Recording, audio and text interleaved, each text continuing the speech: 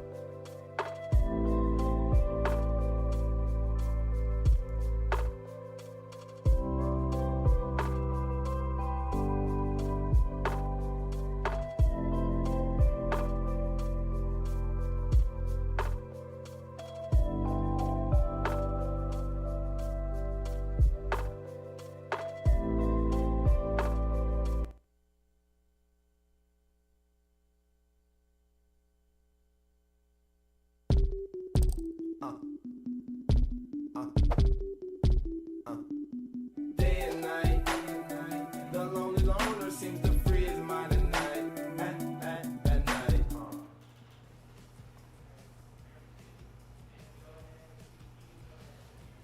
Good morning, afternoon, or evening from wherever you're watching.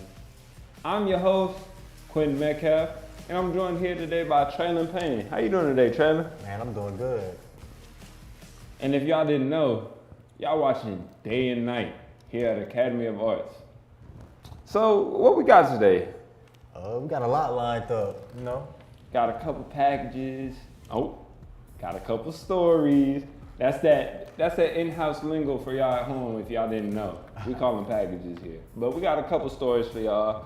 Y'all gonna learn a little bit today, Just take the trip with us. For sure. How y'all doing over there on Zoom today? Oh, thank you. We're good. I'm your online host, Lazarus Lee, and with me, I have Anwar. Hey everybody, how's it going? I also have Josh Marlin. Hey, what's going on, everybody? And not to forget anyone, I also have Gary Raposa. How you doing from Las Vegas? Yeah, we're in the same area. And last but not least, we have Milo. Hi, everyone. Well, so as you can see, we're all doing good. But I got a question for Anwar. Anwar, is there anything you practice to become more efficient at? Practice to become more efficient. I'm trying to do a Pomodoro technique right now. It's you do 25 minutes of work and 5 minutes of whatever you want to do. But I have a slight version of it where I do 1 hour of studying or something important, and then I do 30 minutes of playing video games or watching anime. Why? What about you, Laz? Do you have anything? That's what's up. But practice? You talking about practice? Not the real life stuff that we do, but you talking about practice. Well, so that lets you know I don't really do too much practicing, but I think we can head out to my boy Metcalf and he can teach us a thing or two about practicing. What's basketball?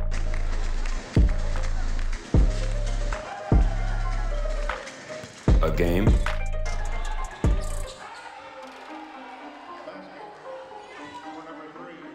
A hobby?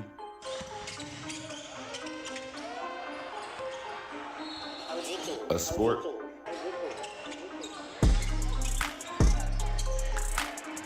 Not even close.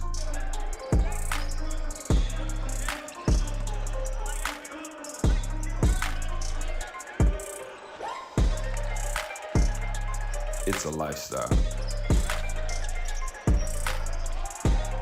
We play to win.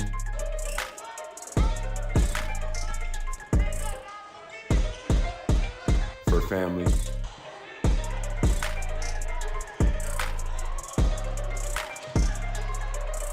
For the love. For the rush.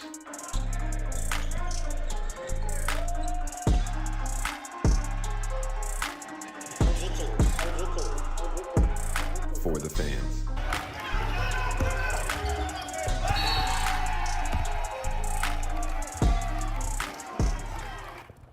Man, what a great story that was, Q. So like, how did you get started into basketball? Man, to be honest, it's not like your average story. You know, some people, they just love that from when they a kid. They in the crib, they pick up that little basketball. Mm-hmm. You know, that's what they gonna be. My story though, Pops was 6'7", Mom's was 6'4". I was tall in high school. They said, oh, you should play basketball. Oh, yeah. And so I did. My first sport used to be soccer though. You know, I'm German, so Oh, okay. had to be. See, I ain't never played soccer. Hey, But you know. there was a time I used to want to win the World Cup. You know what I'm saying? Oh. Like that being German and all, like that was an achievement for me. You know what I'm saying? Yeah. But speaking of the World Cup, don't let me tell you. Let's go to Chris Stokes and let him tell you about the World Cup. Yeah, so we have the 2026 World Cup being held in the United States next year. As a proud English soccer player, I thought it'd be cool to check it out. So let's have a look at the story. The World Cup, the most viewed sporting event in the world. The 2022 final, played between Argentina and France, was watched by 1.4 billion people. An iconic game where Lionel Messi won his first World Cup, despite Kylian Mbappe scoring this ridiculous hat-trick.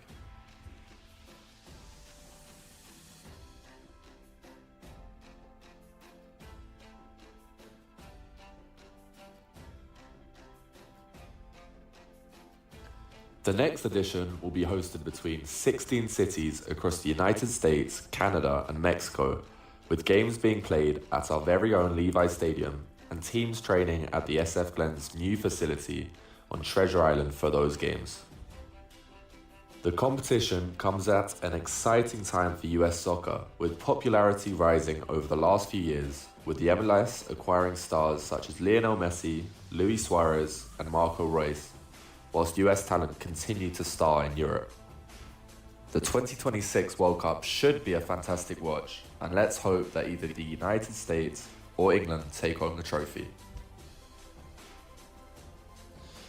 It should be an exciting competition. Lazarus, do you watch any soccer? That's the wrong football for me, brother. No, that's cool. It'll be But fun anyway.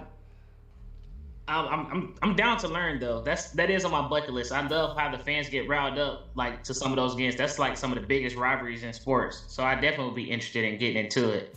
Oh, for sure, But for sure. you got to teach me a little bit for sure. No, I will, man. I will for sure. Yeah, but thank you. I really appreciate that story. But speaking of like me need to get into that and trying to learn the soccer, that level of football, someone has a way to like a day in the life of how they go about their routine. Let's head out to Josh and see what he has to say. Traveling as a student athlete can be a lot sometimes. Traveling can be chaotic for anyone. But for us, traveling isn't just about going home or to a vacation spot. It's about fitting homework into layovers, finding healthy snacks in airport food courts, and somehow making room for rest. It's not just about the miles traveled, it's about the sacrifices made to chase a dream. But it's not all a struggle. Still, the mental and physical toll is real. Traveling brings moments of camaraderie and memories that last a lifetime. These journeys test our patience and endurance, not just on the track, but off of it. And through every delay, cramped seat, and sleepless night, our determination never wavers. Because for us athletes, the destination isn't just a place, it's a goal.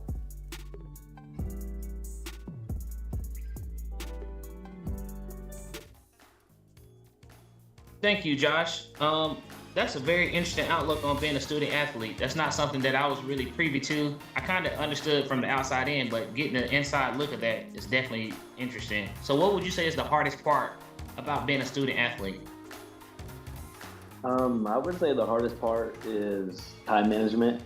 Time management is like key when it comes to that, because when you're in the off season, it's not as bad. You know, you have a little bit more time. But when you're traveling every 4 days and you're going across the U.S., you have very little time. So when you can squeeze in homework into those little like 20-minute layovers or whatever, that's what you're supposed to do.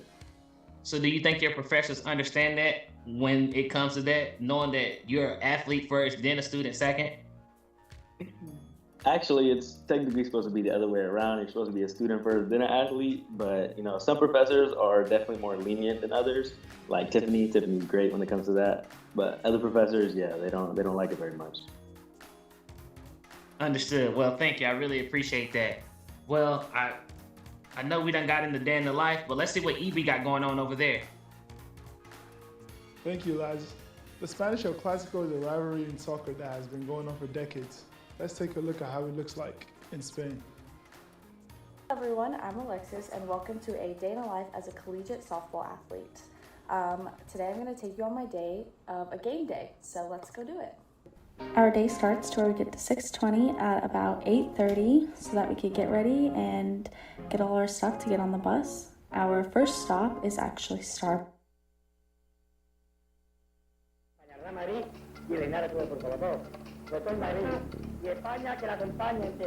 És molt senzill. No fa falta ni que el jugueu, perquè el perdreu, segur, perquè no existiu. Machacar a los catalanes. Ahí. Machacarlos, hay que machacarlos. ¡Tallarlos! Mira, ¡tallar aquí! ¡Y Ribardo, campeón! In the world of football, few rivalries burn as fiercely as El Clásico. It's more than just a match. It's a battle for pride, glory, and dominance. Barcelona versus Real Madrid, Catalonia versus Castilla. The world watches, and the stakes are always high. Every time these two giants meet, history is made. With every goal, with every tackle, every moment of brilliance, the tension builds. Legends are born here. Rivalries are etched into the very fabric of the game. El Clásico is more than just a match. It's the ultimate test of pride and passion. And when these two clubs clash, the world stops to watch. Who will reign this time? There are two giants, let's put it that way, which is Barcelona and Madrid, which has always been there. And all the other people has got their team and then Madrid or Barcelona, which means the whole country are for Madrid or Barcelona beside their other team. Ese es un partido que se juega el lunes de esa semana, el martes, el miércoles, el jueves, el viernes, se juega de ida y vuelta, se juega con las declaraciones de unos, con las declaraciones de otros, con cada uno como está en su clasificación. Es un partido que tiene una intensidad. El Clásico is more than a rivalry. It's the heartbeat of football, a spectacle that captivates millions with every clash. It's where history is made, where legacies are written in goals, in passion, and in unforgettable moments. From the fierce battles of the past to the stunning drama of today, Barcelona and Real Madrid have defined what it means to be the best. This rivalry has transcended sport, shaping the culture of the game and leaving an indelible mark on the world. And as the final whistle blows, one thing is certain: El Clásico never truly ends. It lives in the hearts of fans, in the stories they tell, and the legends they create. Until the next encounter.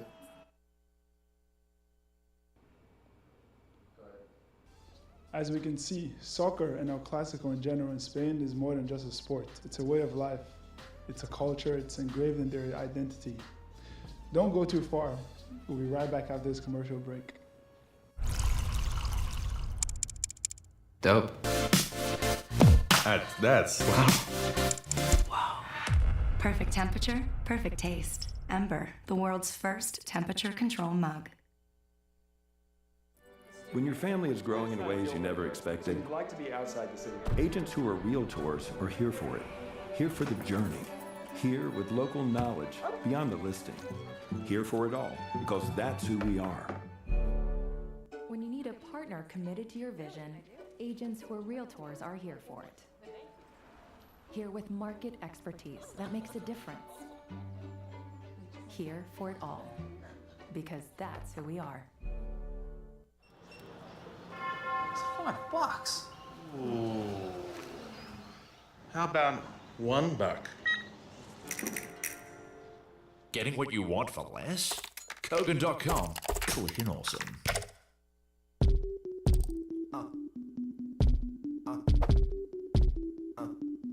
Day and night, the lonely loner seems to free his mind at night. Welcome back to Day and Night. I'm your host, Anwar. So, all these stories about sports and movement has got me feeling hungry. And I heard that Laz has a great story about potato salad. So, let's see. Potato salad. Now that's my favorite right here. And if you don't know anything about black culture, you should know not just anybody can make a good potato salad. Now let's jump in this kitchen so I can guide you to the best potato salad east and west of the Mississippi. And have you proudly answering their famous questions without any crazy looks and deep sighs. Who made a potato salad? Now that you've peeled, washed, and cut your potatoes into cubes, salt your water and boil them to tender. These are the simple but effective ingredients that go into your potato salad. Nothing more, nothing less. And yes, that includes raisins. Raisins do not go in potato salad. Now that I've got that out the way, when it comes to incorporating your ingredients, just let the ancestors guide you. And if they couldn't cook, just do majority mayonnaise, then mustard, salt and pepper to taste. I know I said nothing more, nothing less, but boiled eggs are optional. Spoonful of sweet radish, mix in till it's nice and creamy. Then boom, you can garnish it as you please, but you should have something that looks like this and tastes so good it have you saying, delicioso. That was a great story about potato salad. So, Laz, let me ask you. You added raisins, right? I think it's a crime to put them there. What do you think? Absolutely. I know that may be foreign to some people that people actually do it, but people be putting apples and raisins and all kind of stuff that don't belong in food. So I had to make sure I specified that. Yeah, definitely. So, what about the studio? Do you guys have a favorite potato salad recipe that you can think of?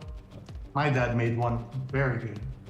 I don't got a favorite potato salad recipe. Do you?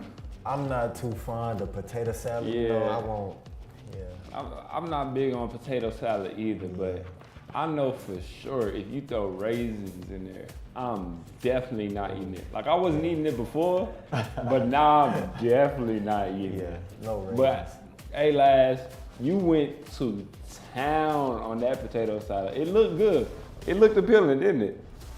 I don't like raisin salad, so I can't. But he didn't put raisins in it. Still, I can't eat potato salad, man. I just You went can't. to town. You You know, went to town. Speaking Speaking of going to town though, you went to the town. I did. What town was it? Japan. Japan town. You know what I'm saying? You ever been somewhere? Where I've never been there. Did you? While you was out there, did you put together a little something so we could see what it's like out there? I definitely did. I got something for y'all. Well, let's go ahead and take a look at that. Do you ever feel like sitting outside in a peaceful environment of nature, sipping tea? Well, the Japanese tea garden does just that for you. Created in 1894 by Australian-born George Turner Marsh, the Japanese tea garden is a beautiful garden located in San Francisco, California. It started off as a Japanese village and tea garden at the 1894 World's Fair. What makes the garden so unique is many of the beautiful plants and trees arranged in the Japanese style along with sculptures influenced by Buddhist and Shinto religious beliefs. There is also other significant features like the tea house, the treasure tower, and the drum bridge. The Japanese Tea Garden is a well-visited place in San Francisco, and you should consider making a trip for yourself. Man, I'm telling you, Q, if you ever need a place to go where you want to just be at peace and enjoy the scenery, like Japantown is the place to go. It did look very zenful. Like I would be so at peace, settled, like floating. And that music, they play that music there? If not, they should. They just need surround sound speakers with that music playing. That way I could just walk through there floating like a little butterfly. You know what I'm saying? Right? Nice music. You know what I'm saying? Yeah. Laz, would you would chill there, wouldn't you? Oh, absolutely. We have something similar like that in Las Vegas. It's not Japantown. We have a Chinatown. So I definitely love experiencing different cultures and things of that nature. And yeah, that's if I go to San Francisco. I believe he said that was in San Francisco. I'm gonna have to check that out for sure. But speaking of experiencing different things, we have a big tourist attraction in the Sphere. Let's head out to Gary and check it out. Dominating the Vegas skyline, the Sphere is the city's newest icon, an immersive wonder capturing the world's imagination. Inside, visuals transcend imagination, from the vivid landscapes of Postcard from Earth to electrifying concerts like U2. The Sphere immerses visitors in stunning 360-degree worlds. It's not just a venue, it's the ultimate destination for sights and sounds unlike anything you've ever seen before. Visitors here describe their experience here as extraordinary, an awe-inspiring journey that must be seen to be believed. A land molded into a multitude of shapes and forms. It's not just visitors captivated by the Sphere, celebrities and influencers are sharing their own unforgettable experiences. It's so good. Yeah. The graphics are so mind-boggling, it's like you're on a drug. With powerful endorsements and unmatched experiences, the Sphere isn't just another Vegas attraction. It's redefining entertainment itself. So step inside and discover a world beyond imagination. Thank you, Gary. What's crazy about that is after seeing that, my birthday was March 24th, and that was actually a gift that someone got me to take me to the Sphere to actually see one of those shows that you had displayed. So, go ahead. Did you go see Postcard of Earth? Yeah, yeah. I guess that's what it was called. I didn't book the ticket, so I don't know the proper name, but it was definitely one of those experiences that I truly enjoyed. Yeah, the thing that's so wild about that is you literally feel like you're kind of immersed right there in the ocean. And then absolutely. when they start, the wind starts blowing, like it's really kind of it reminds me of old school Rocky Horror shows. You're a little young for that, but like back in my day, you go to the movies and people be running around the movie theater, throwing different things, trying to make you experience the movie. And the Sphere is just unbelievable. The cost, a little expensive, but pretty unbelievable. Yeah, that's what I heard. Fortunately, I didn't have to pay for that ticket because it was a birthday present. But let's head it to the studio and see if they experienced anything of that nature. Nah, I mean, you? Nah, nothing like that. Not in Las Vegas, man. I mean, I went to an aquarium and they had like a little half sphere. And like, so I know a little bit about like all that. But my real question to you, Gary, you was talking about the graphics is good and whatnot. What you think it would be like if I brought my game and hooked it up and played Call of Duty in the Sphere, just surrounded? What you think that would be like?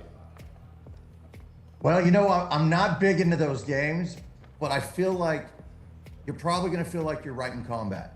So, I mean, from the speakers to the graphics, it really puts you in a whole different world. I mean, I know you guys got to come to Vegas sometime. And it's not even just about the Sphere. You got like an Italian pizza place there. It's probably got the best pizza I've ever had.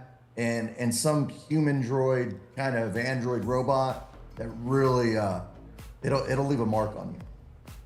Well, we appreciate that story, Gary. Absolutely, my pleasure, guys. Yes, sir. So I would love to put my game up in the spirit, man. You feel me? I He know said it'd be like great. you'd be in the combat. Yeah, that'd be so much fun, but don't go nowhere. We have even more fun stories coming up right after this commercial break.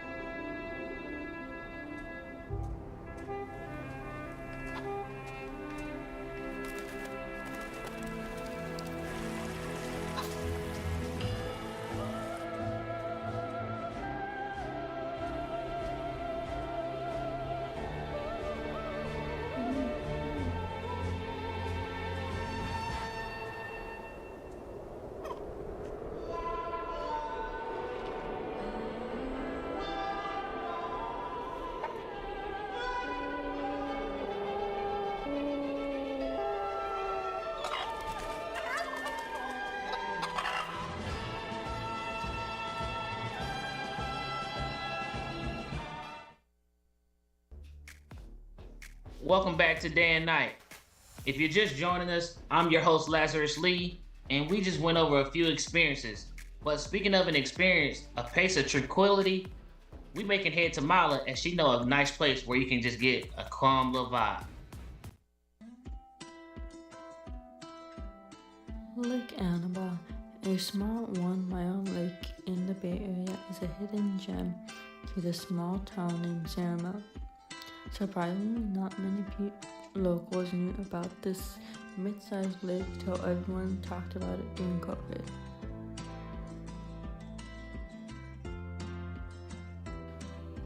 The lake is absolutely beautiful on a bright sunny day like this and home to many ducks.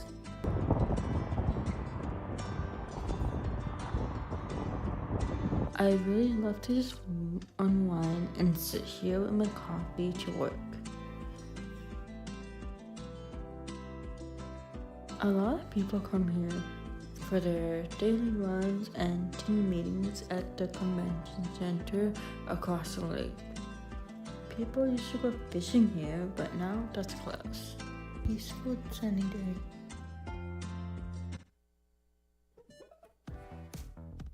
Oh, thank you, Mala. Like I was telling them earlier, that's nice. That's a place I definitely would have to check out.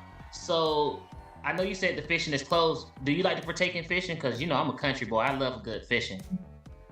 I personally am not really interested in fishing. It takes up a lot of patience, in my opinion. I've tried it a few times though before.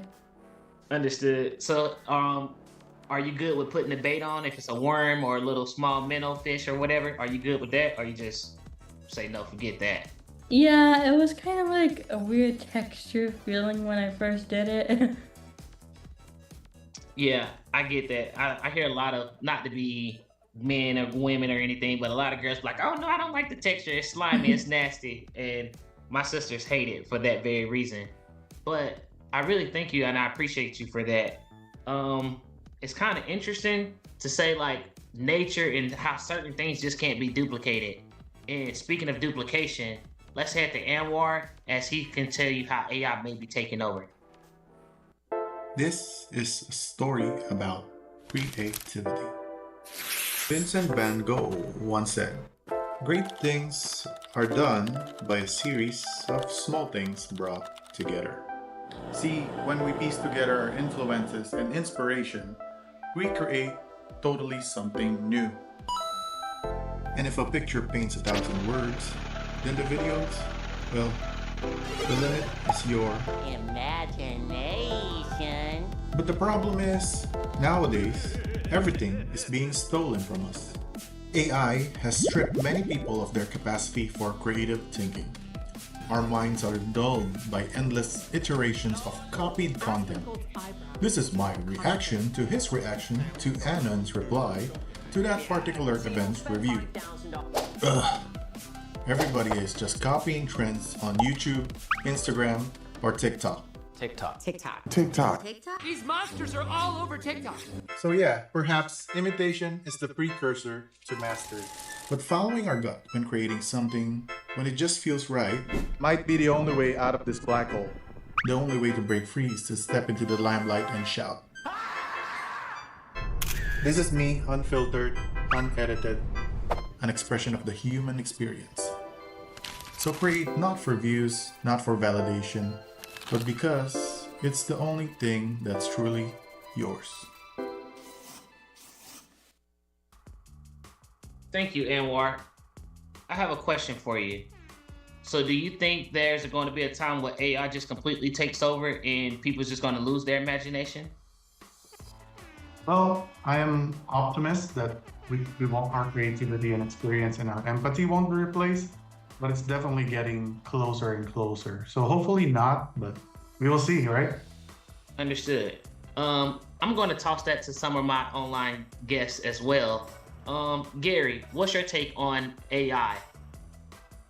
Well, I actually took an AI course like 2 years ago, and it was probably the lowest grade I ever got in this class. I just haven't wrapped my mind around it yet.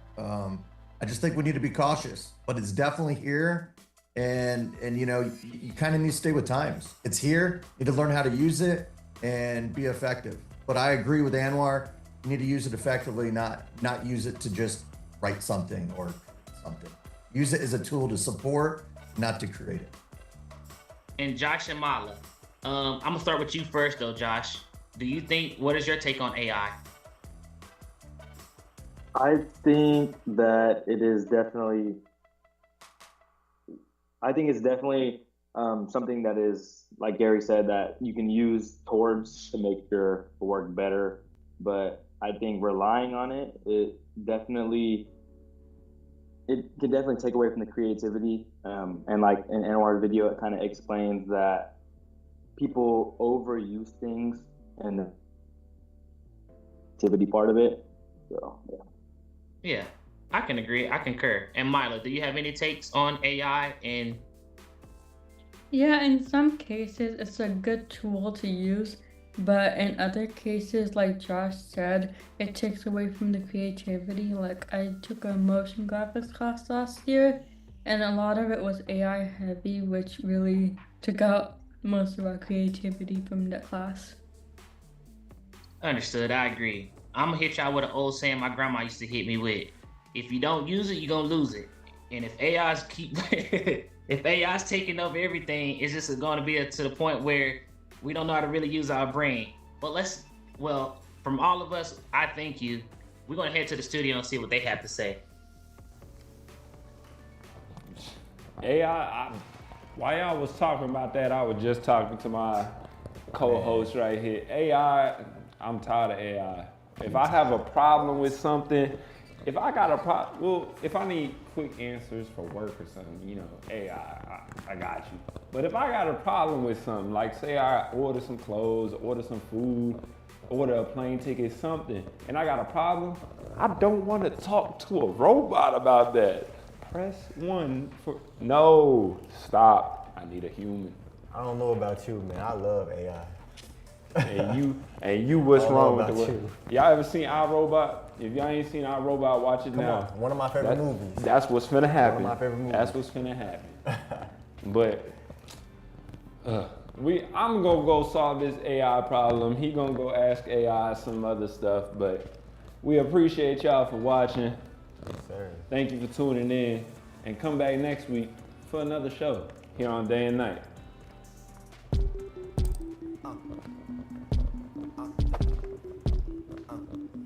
Day and night, the lonely loner seems to free his mind at night, at night.